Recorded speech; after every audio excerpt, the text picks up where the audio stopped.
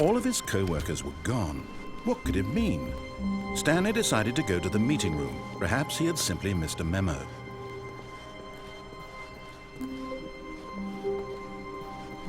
When Stanley came to a set of 2 open doors, he entered the door on his left.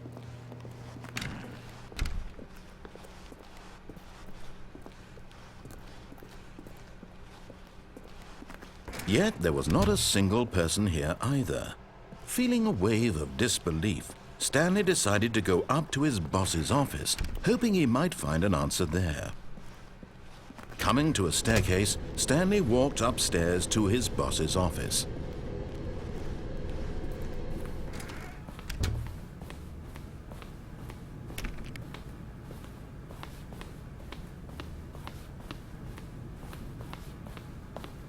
Stepping into his manager's office, Stanley was once again stunned to discover not an indication of any human life. Shocked, unraveled, Stanley wondered in disbelief who orchestrated this. Stanley was in such a rush to get through the story as quickly as possible, he didn't even have a single minute to just let the narrator talk. That kind of anxiety isn't healthy, so he relaxed for a few moments with some calming New Age music.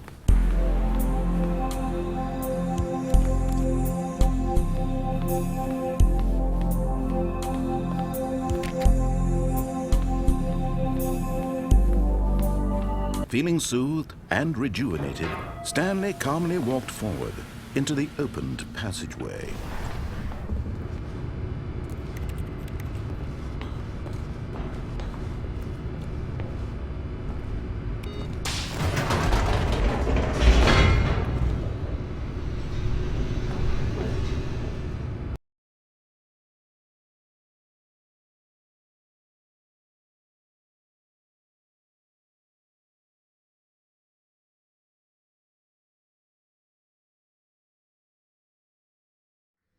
Descending deeper into the building, Stanley realized he felt a bit peculiar.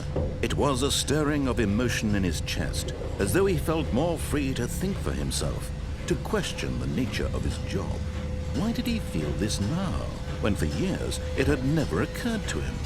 This question would not go unanswered for long.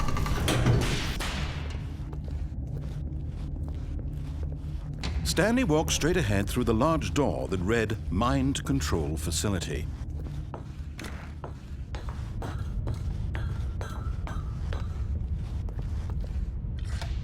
The lights rose on an enormous room packed with television screens. What horrible secret did this place hold? Stanley thought to himself. Did he have the strength to find out?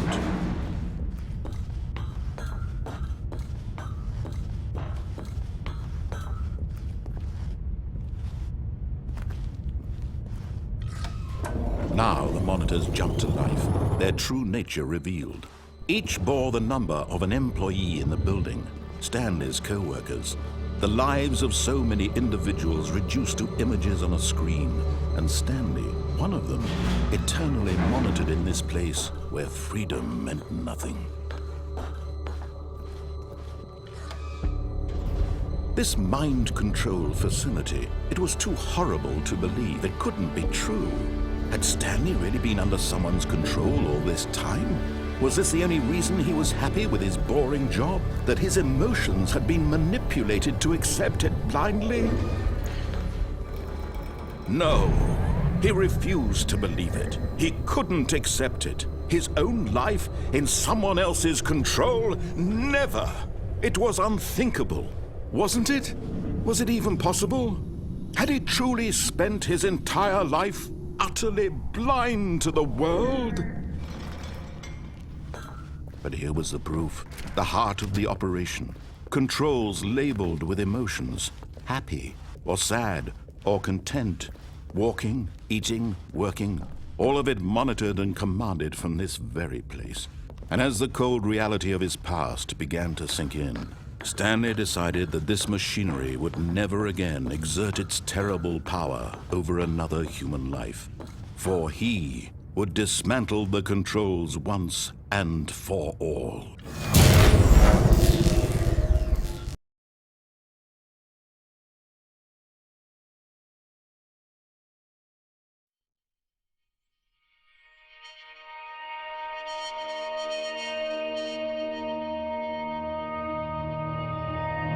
blackness and a rising chill of uncertainty. Was it over?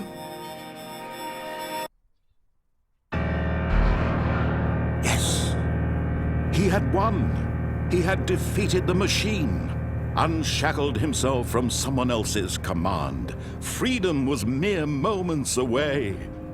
And yet, even as the immense door slowly opened, Stanley reflected on how many puzzles still lay unsolved.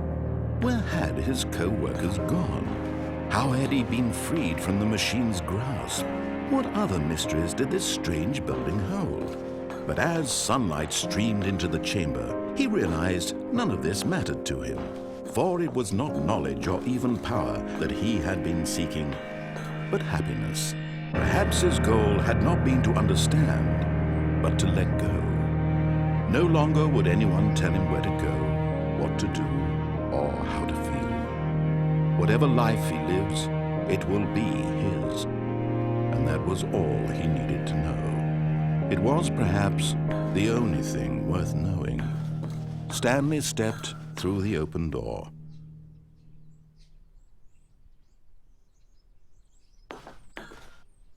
Stanley felt the cool breeze upon his skin, the feeling of liberation, the immense possibility of the new path before him. This was exactly the way, right now, that things were meant to happen.